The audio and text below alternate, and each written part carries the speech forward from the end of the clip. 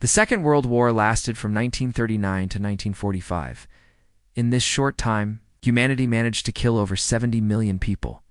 This makes it the deadliest war in human history. To put that number into perspective, during World War II, there were 70 million deaths. This is equal to the entire population of Germany. There were many reasons why so many people died during this war, including the introduction of new technologies such as machine guns, poison gas, tanks, and even atomic bombs. But although there were many countries involved in World War II, there were two major opposing forces. One was the Axis, which consisted of Italy, Germany, and Japan. The other was the Allies, which included Great Britain, the USA, France, the Soviet Union, China, and many others. But today, we aren't going to talk about any of these countries. Instead, we are going to focus on the war between just two. If you can guess which two countries, then comment below. If you guessed Japan and the USA, then you are correct.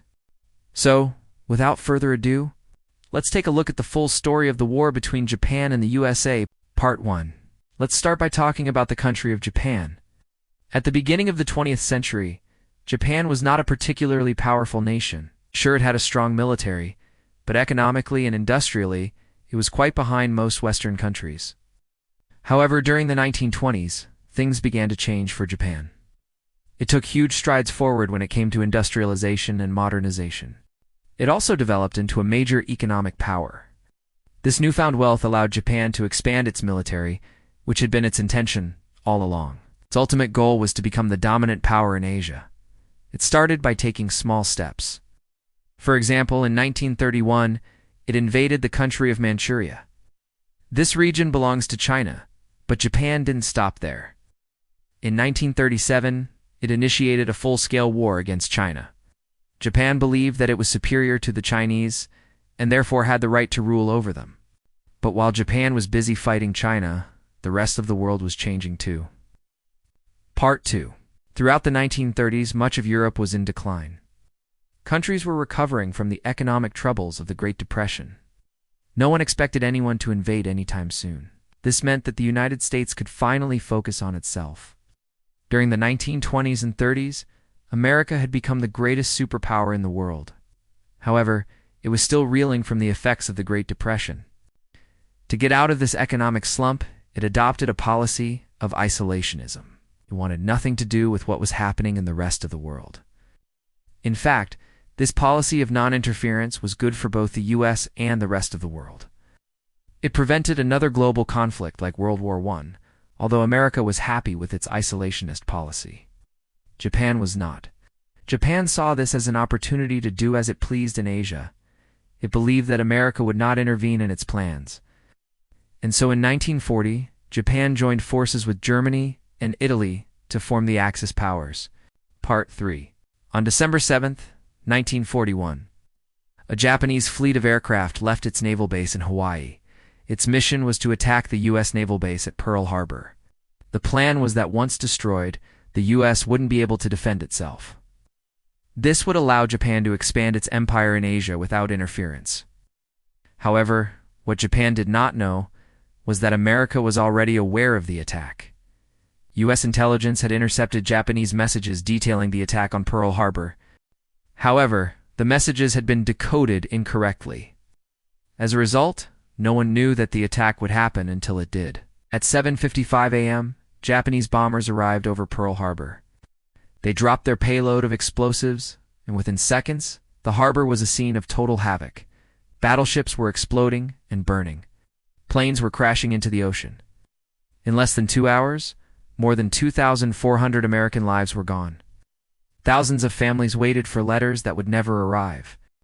In Washington, D.C., President Franklin D. Roosevelt addressed Congress and called December 7, 1941, a date which will live in infamy. Part 4. After the attack on Pearl Harbor, the U.S. was outraged. Many Americans felt betrayed, because they had never attacked another nation first. Now it was personal. Public opinion turned against Japan and overwhelmingly supported getting involved in the war. 4 days after the attack on Pearl Harbor, the United States declared war on Japan. Over the next few years, America transformed itself from a nation of farmers into a nation of warriors. Factories produced 49,000 planes, 54,000 tanks, and 2.5 million jeeps. All of these resources were shipped across the Pacific Ocean to the Philippines.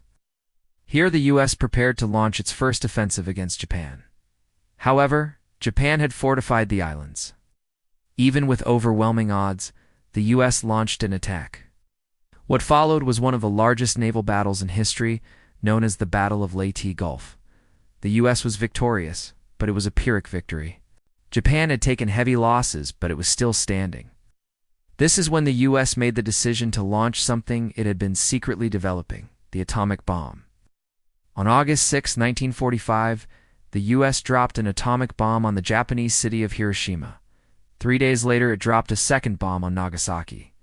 Finally, Japan surrendered on September 2, 1945. The war in the Pacific was over. Part 5. Over the course of World War II, millions of people lost their lives in the Pacific. The fighting had been brutal. Entire villages were wiped off the face of the earth. Men had to carry the burden of killing other men. At times, neither side could advance. The war became a stalemate. This was the situation when the United States entered the war. At first, the U.S. had hoped to win quickly.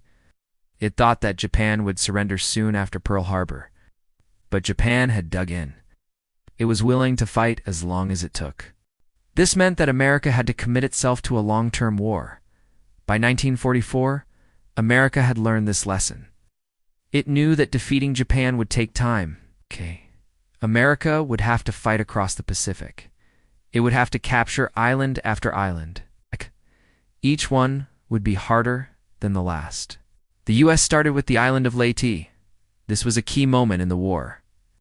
If the U.S. could secure the island, then it would be close enough to mainland Japan to strike with B-29 bombers. Japan knew this, so it fought hard. Between October and December 1944, some of the fiercest fighting in the war took place here. It was only with great difficulty that the U.S. succeeded in capturing Leyte. Its next target was Iwo Jima. This island was even more important than Leyte. From Iwo Jima, the B-29 bombers could fly directly to mainland Japan. This time, the fighting was even more intense. After 6 months of battling, the U.S. managed to capture the island, but this victory came at a high price. Of the 70,000 U.S. soldiers who landed on Iwo Jima, 27,000 never returned. The final island the U.S. captured was Okinawa.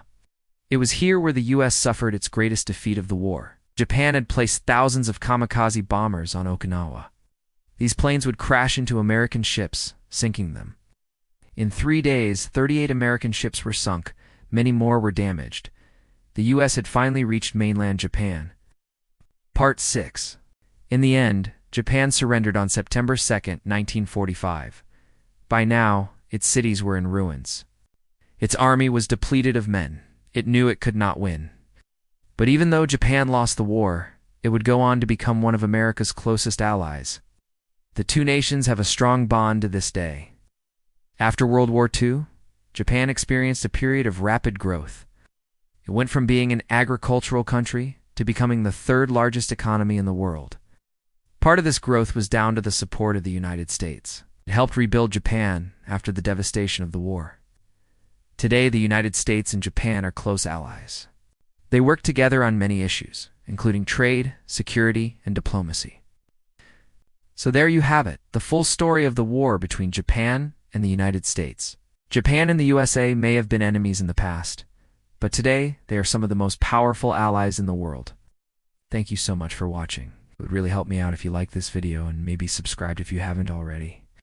Anyway, thank you so much for watching, and we will see you very soon in our next video.